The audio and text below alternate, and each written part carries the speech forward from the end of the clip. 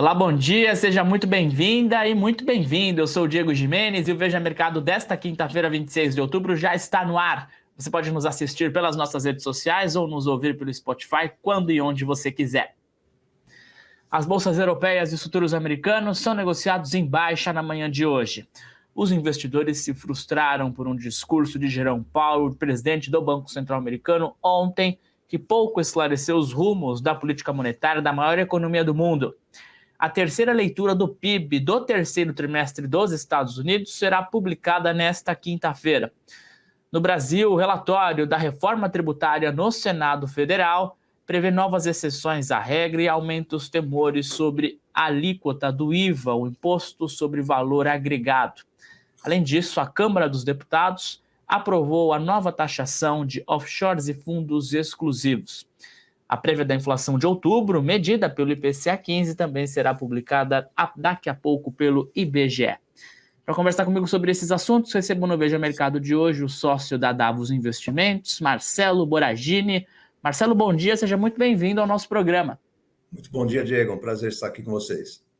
Prazer é nosso, Marcelo. Começo falando sobre reforma tributária. O relatório foi enviado ontem lá no Senado Federal pelo senador Eduardo Braga e prevê novas exceções à regra do IVA e também retirou os setores que poderiam ter o chamado imposto do pecado, o imposto seletivo. Ou seja, em outras palavras, é um relatório um pouco mais frouxo do que o da Câmara dos Deputados.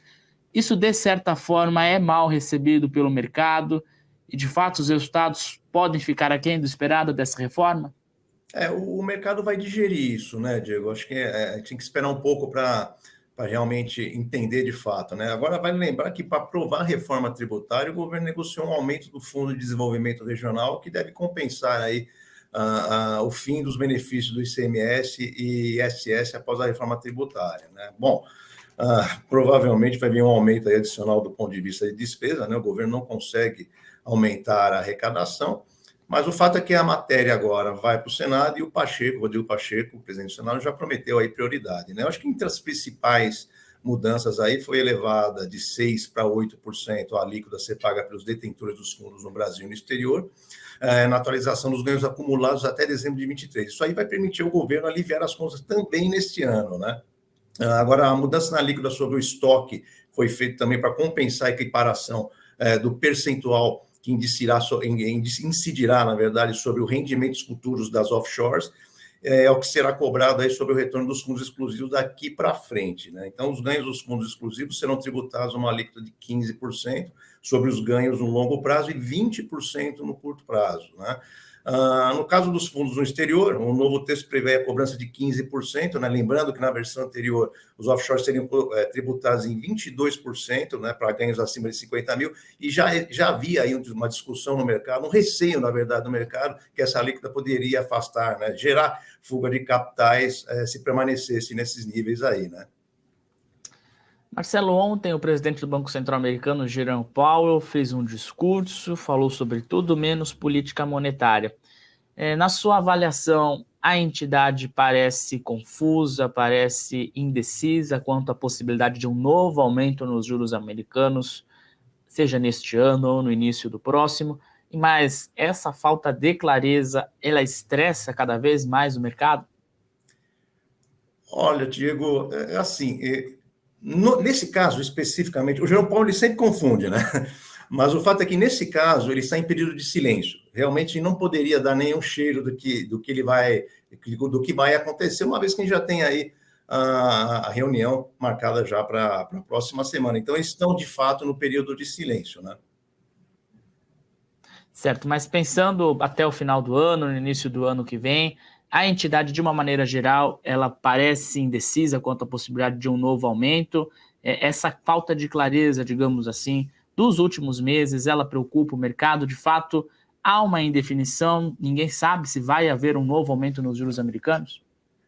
A indefinição existe, isso sem dúvida nenhuma atrapalha, assim, o mercado, mas a gente já percebe, né, ao longo aí dos últimos tempos, né, uma dificuldade do mercado de ler, né, de fato, o que vai acontecer, né? Agora, se você pegar aqui, né, está tendo essa alta fortíssima aí das treasuries, né, que vem atrapalhando aí os mercados de uma maneira geral. Se a gente analisar, as taxas longas, né, elas subiram mais e as curtas ficaram aí relativamente mais controladas, né? E se a gente analisar aí os dados da economia americana, estão mais resilientes, né? E o mercado está precificando aí que a economia americana vai ter dificuldade de entrar em recessão. Com isso, o Banco Central americano vai ter que manter os juros aí por mais tempo nos níveis que estão, né? Então, o mercado está pedindo aí um prêmio nos juros de longo prazo, né? Para você ter uma ideia, vou até fazer um exemplo aqui, né? O juro real, que é equivalente à nossa NTNB lá, né? Se você pegar a NTNB de longo prazo americana, que são as TIPS, né? Esses títulos saíram menos de 1% de juro real, ou seja, você ganhava CPI menos 1 em 2021, para CPI agora, né? Para CPI mais 2,5%, isto é, você está com uma taxa de 2,5% de juro real nos Estados Unidos em dólares, que é um juro extremamente atrativo, né? O que eu acho de tudo isso, né? Então, você tem aí um juros extremamente elevado lá fora, e o que eu acho, na minha opinião, é que a gente tem um desbalanço entre oferta e demanda dos títulos das treasuries do mercado. O fato é que os Estados Unidos estão rodando com um déficit enorme, quase aí 8% do PIB, né, de déficit, tem um cenário perigoso no ponto de vista fiscal, eles têm necessidade aí de um financiamento muito grande, né, com o Tesouro tendo que emitir cada vez mais títulos, né, então a pressão, você imagina, a pressão da oferta é enorme, né, da oferta se torna muito grande, né? Então, ao passo que a demanda, você tem o Banco Central chinês, o Japão, vendendo os treasuries, né? Então, a economia mais fraca, por N motivos, né? A economia mais fraca, diversificar a base de reservas, além do FED também reduzindo o seu balanço. Então, esse desbalanço faz com que o mercado exija mais prêmios, mais preços altos, vamos dizer assim. Agora, até onde vai essa taxa que a gente não sabe? Ela pode ficar em 5, 5,5%, e eu acho que, de fato, o mercado vai acompanhar de lupa os números, por exemplo, do PCI, o deflator PCI, que vai sair amanhã, e sim, esse silêncio do Powell acaba trazendo esse certo desconforto, mas lembrando que esse silêncio era esperado. Mas, na grande realidade, Diego, que o Powell, sempre quando fala, ele sempre traz aí um desconforto para o mercado, né? Sim, e Marcelo, na próxima semana também tem Copom aqui no Brasil. E na sua avaliação, o mercado já precifica alguma mudança na condução da política monetária do Brasil em razão dessas incertezas nos Estados Unidos, pelos conflitos também no Oriente Médio, pela questão fiscal aqui no Brasil, a ambiciosa meta de zerar o déficit no ano que vem? O mercado já precifica alguma mudança? Menos cortes de juros e uma taxa terminal acima de 10% já estão no radar? Sim, o mercado já vem precificando isso, a gente ouve bastante falar nisso, né? O mercado já trabalhava aí com uma taxa terminal de 9, já passa para 10, hoje já falam 10,75, né? Agora, o Brasil, lembrando que o Brasil já vem fazendo a lição de casa já há muito tempo, né, Diego? Então, a gente começou a alta nos juros antes, né? Antes do mundo, né? E agora também começa essa redução dos juros também antes, né? E os dados que a gente vem acompanhando aqui do Brasil são dados realmente que nos animam a manutenção dessa queda na taxa de juros. Até um exemplo aí, né? Os dados de venda no varejo, acho que na semana passada que foi divulgado, o mercado aguardava aí uma expectativa de queda de 0,8%, essa queda veio de 1,3%, né? Mais uma vez confirmando a desaceleração da atividade econômica, principalmente ligada aí ao consumo das famílias, as condições domésticas para o ciclo de juros aqui no Brasil permanecem confortáveis. A inflação continua benigna, né? Mais confortável que a inflação global. A atividade tem dado sinais mais claros de enfraquecimento, contas externas estão confortáveis. O quadro fiscal, né? Eu acho que vem num momento mais tranquilo, né? A agenda do governo, queira ou não, vem andando no Congresso. Eu acredito que esses fatores aí positivos devem permitir, sim, ao Banco Central continuar esse processo de corte nas próximas reuniões e manter o ritmo aí de 0,5% de queda. Agora, o que pode realmente dar uma segurada nisso são os juros lá fora, né? Se a gente tiver alta cada vez mais fortes, se vier, na verdade, altas lá fora, sim, pode prejudicar a nossa queda de taxa de juros aqui também, né? Você falou sobre os fatores positivos, eu vou complementar aqui essa questão.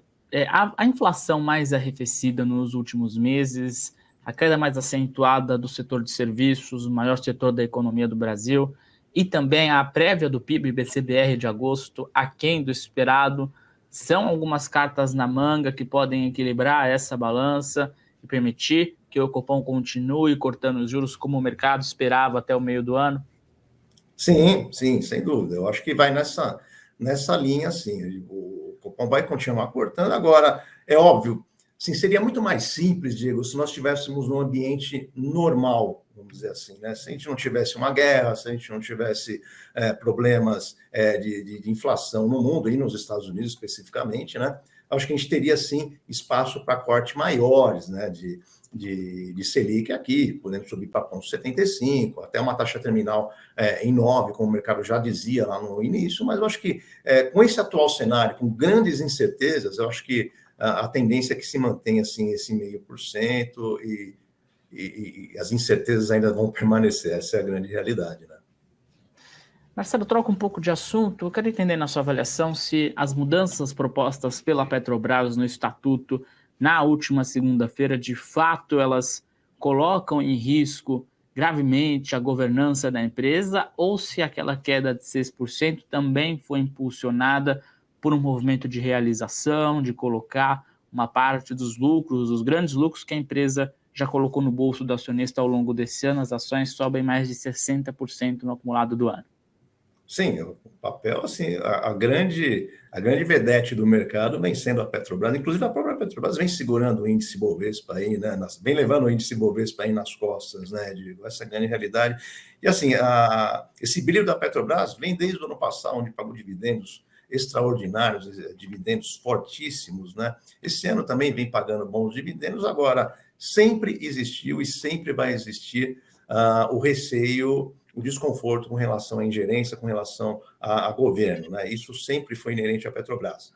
Não só a Petrobras, mas em estatais de uma maneira geral, especificamente a Petrobras, obviamente, por conta de tudo que a gente vem assistindo, né? Então, o mercado já havia dissipado toda esse receio, né? Esse temor com relação a uma ingerência do governo, porém, isso foi por água abaixo, né? Quando você entra com essa aprovação de uma revisão do estatuto, sendo que o estatuto seria aí a grande arma de proteção ao acionista, vai por água abaixo mesmo, né? Então, na minha opinião, acho que essa criação, principalmente a criação de reserva de remuneração de capital, né, é um tipo de mecanismo que cria uma flexibilidade de não pagamento de dividendos acima do mínimo, né?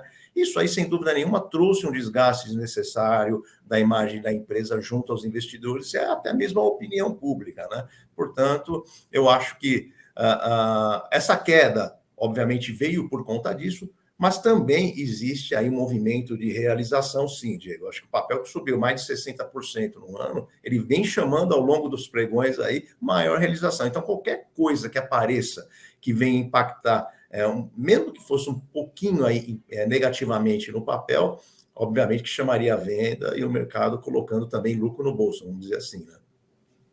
Certo. Ainda sobre a Petrobras, na última semana, a estatal anunciou um corte nos preços da gasolina, apesar da valorização nos preços do petróleo no mercado internacional. A nova política de preços de combustíveis, já é possível afirmar que ela passou no teste ou não? Essa política de preços da Petrobras até agora é bem nebulosa, né? Porque ela não foi anunciada. Se você perguntar para qualquer analista de mercado, eles vão titubear para te responder essa pergunta, né? Eu não sou diferente. A gente não consegue entender de fato, não é uma regra clara, né? Mas o motivo alegado para a Petrobras reduzir o preço da gasolina é a defasagem negativa, né, estimada aí pela ABICOM, né, Associação Brasileira de Importadores de Combustíveis, né? Então, esse corte de 4% praticamente zerou a diferença com os preços internacionais, né? O que chama atenção, de fato, o timing, né? O momento dessa queda no preço da gasolina, uma vez que você tem aí dólar para cima, petróleo subindo forte, né? Então, a gente fica um pouco desconfortável com relação a isso, mas, segundo a Abicom, está justo. Então, essa queda faz sentido, né? E agora, um impacto positivo que isso pode trazer já surge aí nas revisões do IPCA para esse ano, né? Então, alguns economistas aí já vêm estimando um impacto negativo em torno de 0,10 pontos percentuais com a queda da gasolina. Certo, ainda sobre o preço do petróleo, é claro que tem uma guerra em Israel que foi deflagrada há menos de um mês, os conflitos têm escalado lá fora, mas falando dos preços do petróleo, de certa maneira, falar em petróleo a $100 é um exagero hoje, ou ainda não, ou os conflitos ainda preocupam o mercado, ou então esses conflitos, assim como a guerra na Ucrânia, já vão começar a ser incorporados e novas disparadas nos preços são consideradas improváveis hoje, Marcelo? Olha, falar que são improváveis, eu estaria sendo leviano, né, Diego? Assim, se a gente pegar os fundamentos do petróleo, né, eu acho que os preços nesses atuais níveis não justificam, né? Porque se você olhar, você tem uma produção americana aí batendo recorde, o nível de estoque recentemente vieram acima do esperado, a demanda, de uma certa forma, começou a fraquejar e a exportação da Rússia e do Irã ainda permanecem fortes, né? Então, não faria sentido você estar com o petróleo nesses níveis se não fosse a guerra, né? Então, existe o risco de uma escalada ainda, né? Embora eu acredite, eu particularmente acredito que isso não vai acontecer, porque não é benéfico para ninguém, né? Então, a gente sabe aí que existe essa probabilidade, mas a gente não sabe se é de 1, 2, 3, 5, 10%, né? Agora, se isso de fato acontecer, né, com a entrada do Irã, por exemplo, existe aí um potencial fechamento do estreito que poderia impactar em até 20% das exportações do petróleo no mundo, né?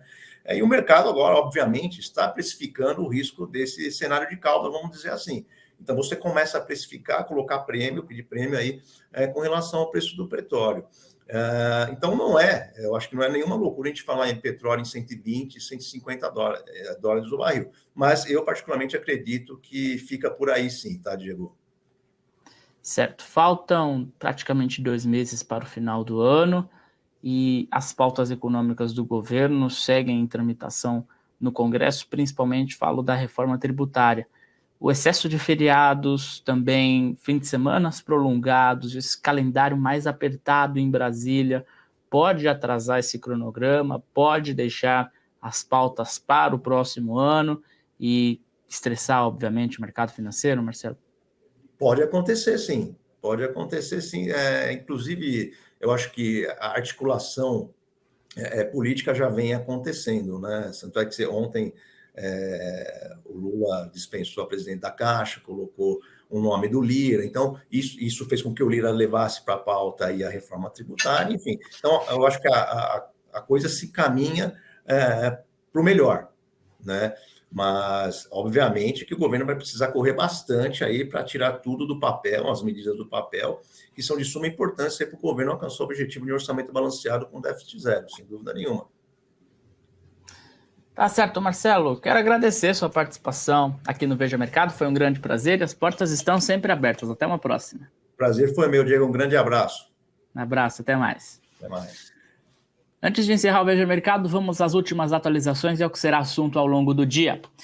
Repercussão do relatório da reforma tributária no Senado Federal, os balanços corporativos, a temporada começou aqui no Brasil e os resultados devem impactar algumas das ações ao longo dos próximos dias, e também o IPCA 15, considerado uma prévia da inflação do mês de outubro. O IBGE acaba de divulgar o número, a inflação medida pelo IPCA 15 subiu 0,21% em outubro, expectativa do mercado era de 0,20%, portanto, um número em linha com o consenso de mercado. Passando brevemente pelos indicadores, o dólar comercial abre o dia em estabilidade, cotado a R$ 5,00 cravados, e os futuros do índice Bovespa são negociados em queda de 0,5% nesta manhã. Ponto final nesta edição do Veja Mercado. Quero agradecer sua companhia, sua audiência, e te convidar também a assistir e ouvir o Veja SA, o nosso novo programa de entrevistas com os executivos das grandes empresas do país. Amanhã eu estou de volta com mais uma edição do Veja Mercado, que é oferecido pela JHSF. A gente se encontra. Até lá.